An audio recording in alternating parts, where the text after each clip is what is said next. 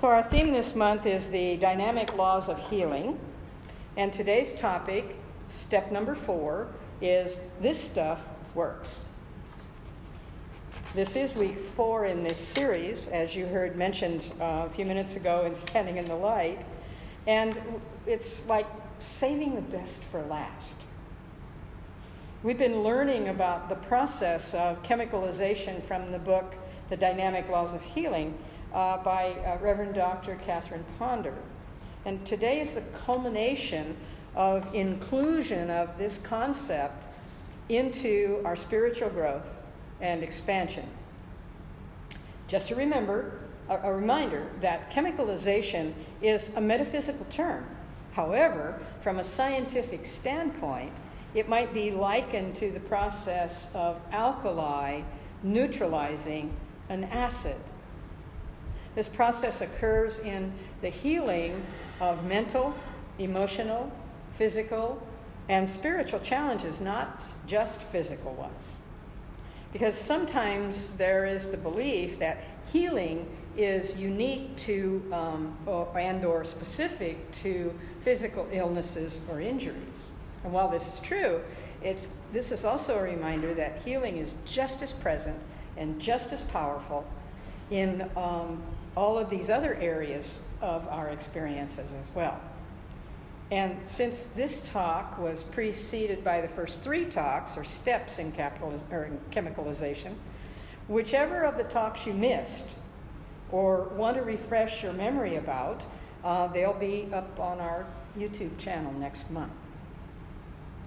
So last Sunday morning, I think many of us were surprised by the large number of new faces in the room when we started the service. The thought occurred to me just before we started lighting the candles that, gosh, there were people here who not only have not heard the first 2 steps of chemicalization, they may never have been to a Science of Mind or religious science church before. And that's like walking into a movie when it's half over. Maybe I need to talk about something else impromptu it was a thought that went through my mind. But right on the heels of that thought, this thought showed up. Virginia, the very fact that you have been talking about chemicalization is what has attracted a standing room only audience. Keep going. Honor the power of what we teach, and remember that everyone here is here to hear something about chemicalization that changes their life for the better. And ditto for today. Even though you may not have heard all 4 talks, once you hear the results of using this process in today's talk, this stuff works, you will undoubtedly make a point of listening to those other talks. You may very well even order Dr. Ponder's book, The Dynamics of Healing, and most assuredly, your life just keeps getting better and better. That's one of the reasons Groot is here with me today. Groot is from the galaxy. In Disney's world of exciting new ideas and movies, Groot grew to be one of the guardians of the galaxies. How many of you have seen any of the Guardian of the Galaxy movies? 2 of you. Oh, I have such a ripe audience for this morning. This is wonderful. So, as I walk you through this 4th step of this stuff works, I'm going to refer to Groot on occasion. I might even refer to why his name is Groot. But as you notice, he's very quiet and well-behaved, sits on my shoulder, whispers in my ear. And you may find that as I talk about this 4th step, there's some whispering in your ear as well. So let's begin this treatise on securing your demonstration of chemicalization starting with Shake It Up and Break It Up. And actually, Stir It Up was first. And then we went to shaking and breaking. And from there, last week, we went to being quiet and adjusting. So what was that all about? Well, that was about changing your life for the better, either bringing additional new things into it or letting go of the old things, or improving on the things that you already have. But there's a process. Chemicalization is a word that's been around for a very long time. It's just that Dr. Ponder was the brave soul who really took it on and wrote a book about it. And now I feel like a similar brave soul in actually bringing it to your attention on Sunday mornings. We talk about it in a lot of ways. And my friend Groot here, who looks like a pretty passive little fellow, in the first movie, Guardians of the Galaxy, he was very large, he was very ugly, he had tree branches sticking out of every part of his body, and he was on the bad guy's side. And he was a pretty scary-looking part of the bad guy's side. So it was sort of like that stirring it up, and some of the negative stuff begins to bubble up. Catherine Ponder says that describing this fourth step that we're now into is a quiet period, not unlike what we talked about last week in the void needing to be quiet. This last step is a quiet period at first, because it's the period when the new good begins to appear in your life. And it comes in quietly and satisfyingly. Nothing spectacular happens. It comes in through a natural unfoldment of ideas and events. And as it does, you recognize it as your dream coming true. So if you're a disaster junkie or you're a drama king or queen, this may seem odd to you. Be willing to release the tendency to go off like a 4th of July rocket. Avoid the uncomfortable emotional reactions that approximate a roller coaster in your consciousness.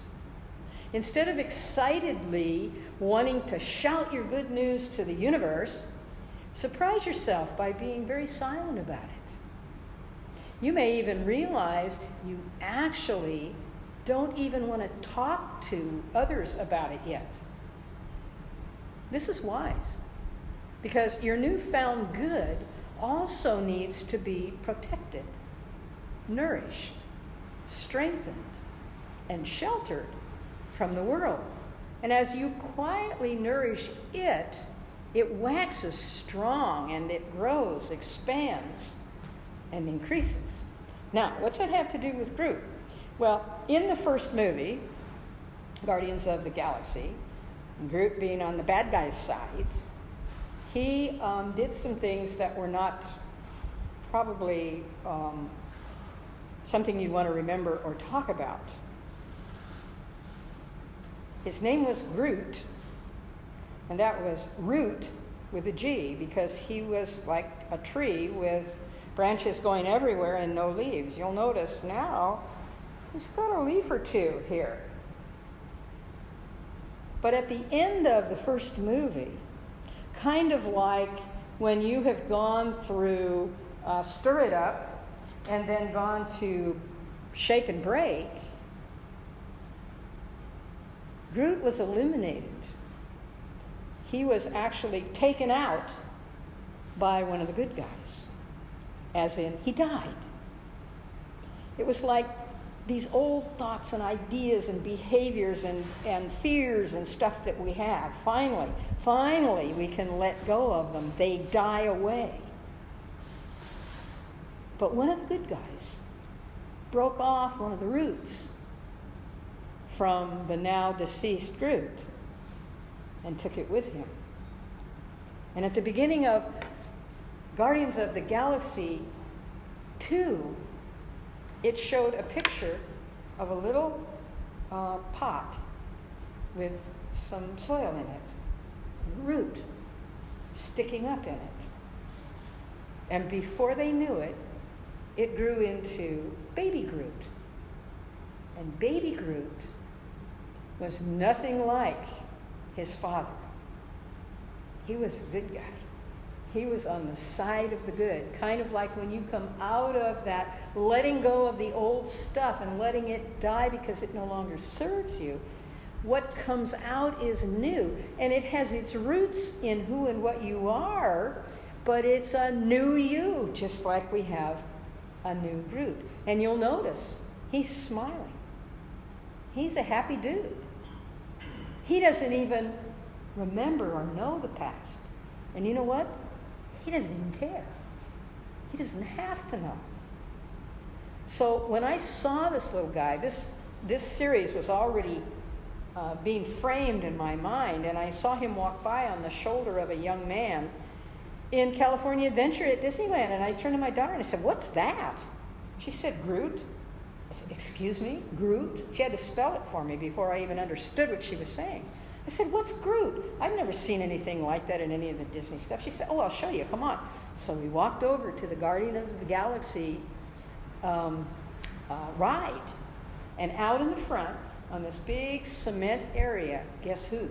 Groot is dancing. And he's dancing to some really cool universal type music, and lights are, it's the middle of the day, and lights are flashing, and the audience is singing, and everybody's clapping and moving around, and it's a celebration of Groot. And I still don't know what a Groot is other than he's a funny looking dude.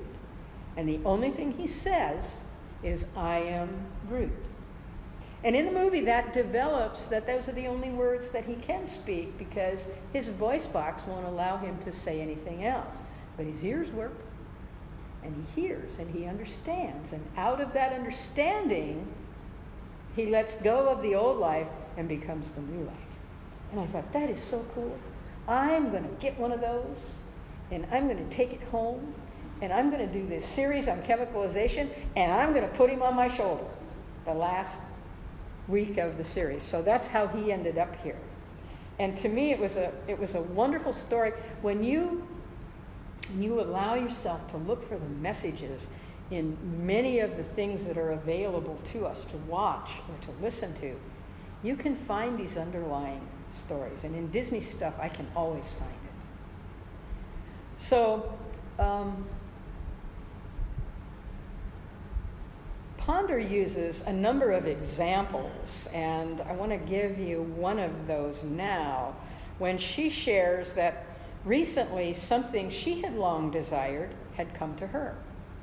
But she found that when this demonstration actually arrived, instead of being profoundly excited, she couldn't even talk about it.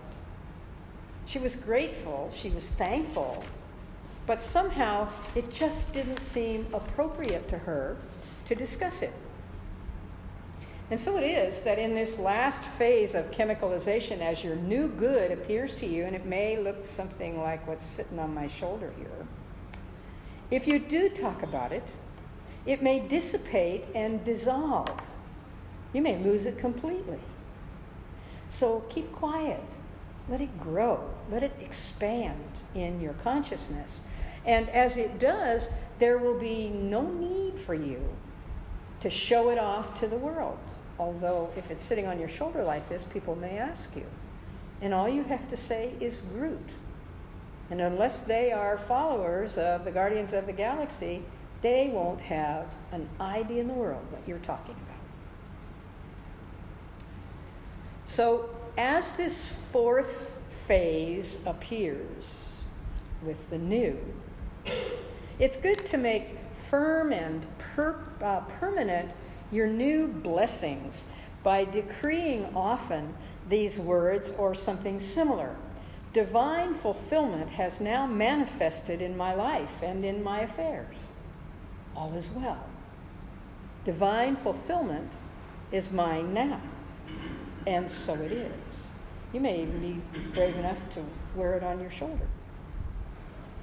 Ponder closes this treatise on chemicalization in her book by saying this nails down and secures your demonstration. You now realize how worthwhile it was while you were going through all the other 3 steps to reach this point of supreme new good. In fact, she continues, as you reflect upon all that has happened to bring you to this point, you will admit that you would not have missed it for anything. It has truly been worthwhile for you. Chemicalization for you has proved to be a healing process. So at the beginning of each of these 4 talks this past month, I've shared with you a lot of her statements, her words. This process occurs in the healing of mental, emotional, physical, as well as spiritual challenges, not just physical ones. Because sometimes there is the belief that healing is unique to and or specific to only physical illness or injury. So, as I said earlier in the talk, this is a reminder that healing is just as present and just as powerful in all those other areas as it is in the physical experience. Now I want to explore that a little further with you using the wisdom and teaching of her ministry. One of the greatest secrets that we can ever learn is that we have healing power within ourselves. Yet, in spite of recent enlightenment in this regard, many people still think that their health is wholly dependent upon some outside source.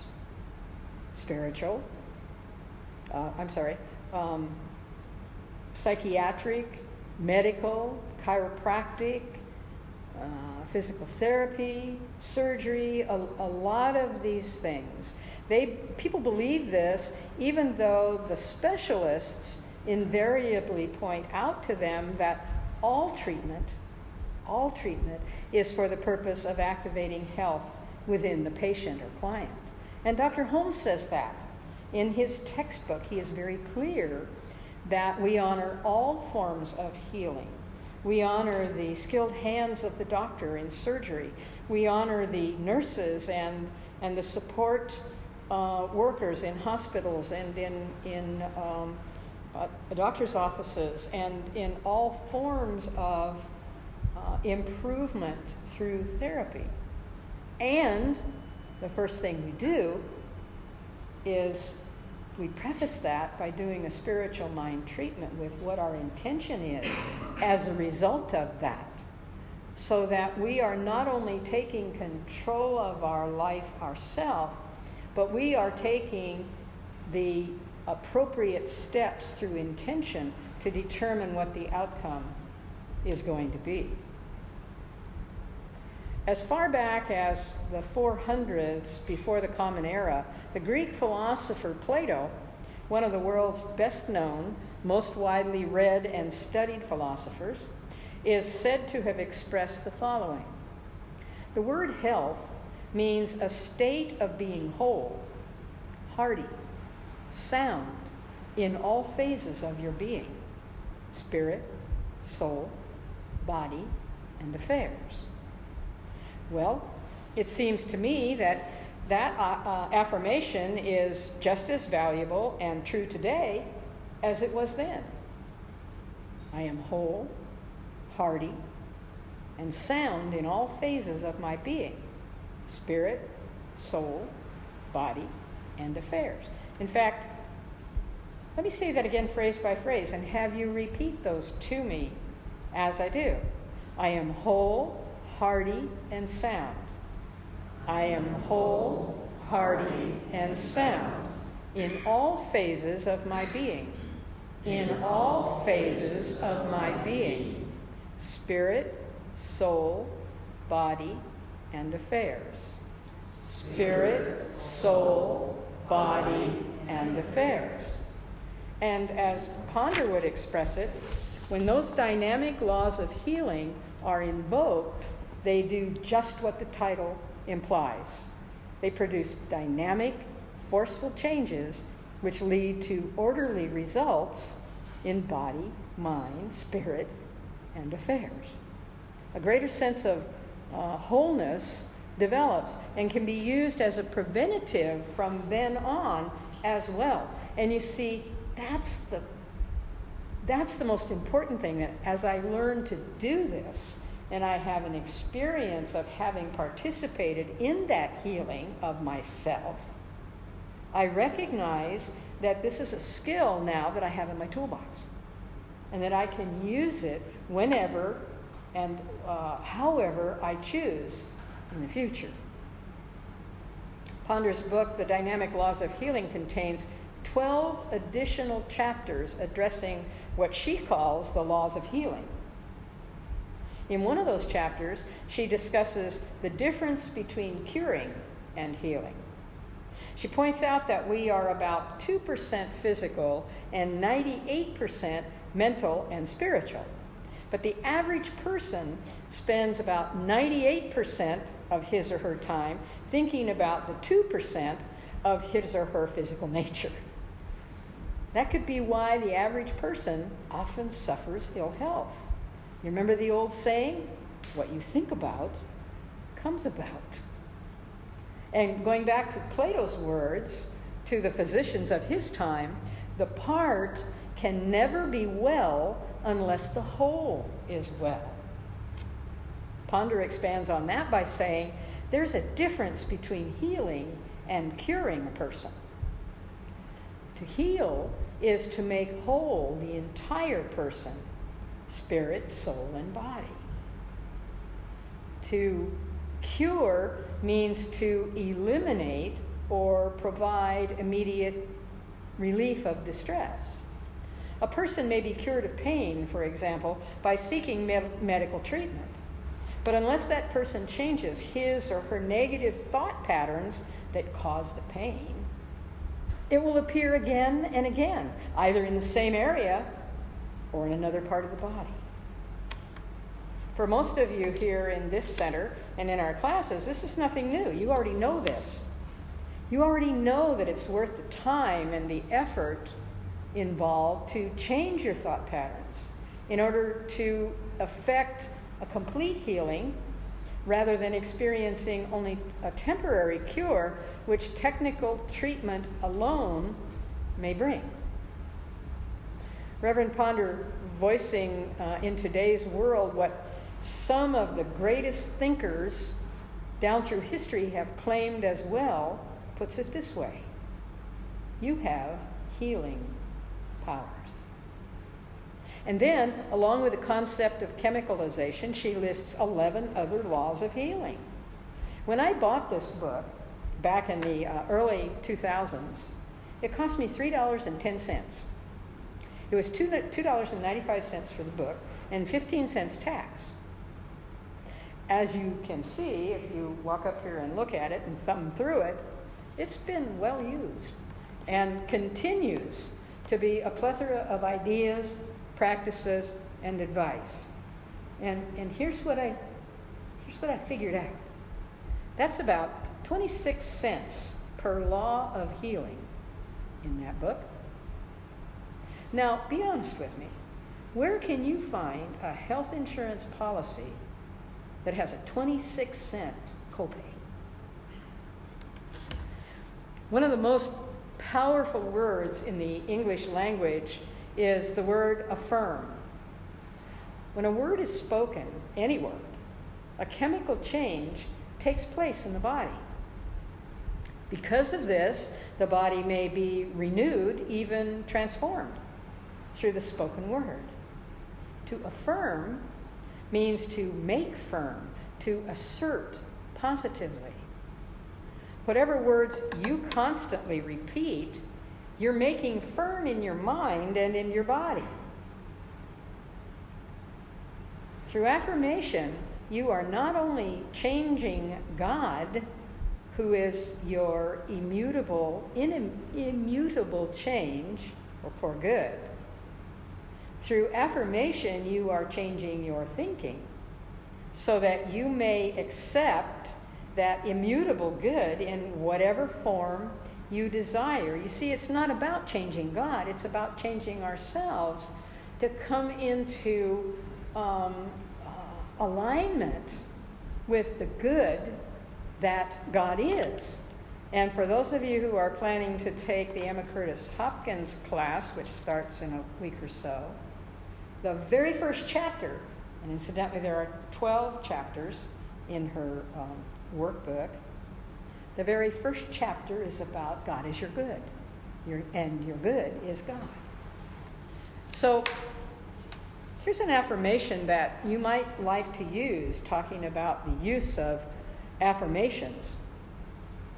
Let there be health in my body and mind and wholeness in all of my affairs now. You want to say that after me? Let there be health, let there be health in my mind and body, in my mind and body, and wholeness in all my affairs now, and all my affairs now. And so it is.